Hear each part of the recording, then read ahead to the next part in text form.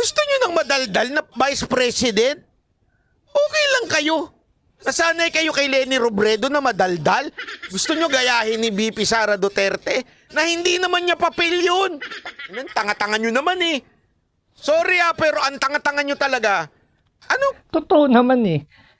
Dapat kung ano lang yung designated na trabaho mo, yun lang gawin mo. Ngayon, vice presidente ka at hindi mo naman function yung foreign policy dahil hindi naman yan ibinigay sa'yo, DepEd ka. So, ba't ka magko-comment kung hindi naman related dyan sa education? Hindi naman related dyan sa NTL-LCAC. Hindi naman related dyan sa pagiging vice presidente. Dahil ang vice presidente, kung tutusin, walang trabaho yan.